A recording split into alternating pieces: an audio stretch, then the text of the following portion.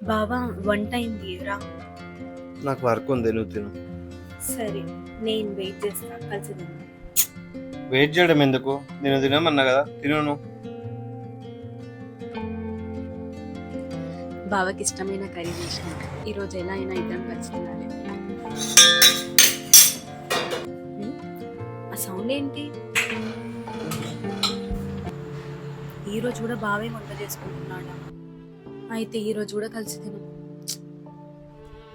పెళ్ళై ఇన్ని రోజులైనా బావ కొంచెం కూడా మారలేదు. అసలు ఏం చేయాలి?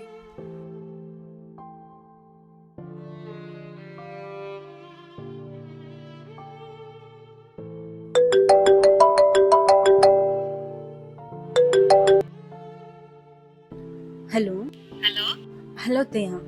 అక్కడ ఎలా ఉందమ్మా, అంతా బాగేనా? అంతా బానే ఉంది అత్తయ్య.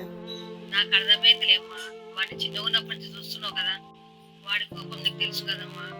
నువ్వే కొంచెం వాడిని మార్చుకోమ్మా. సరే అత్తయ్య, నేను చూసుకుంటా.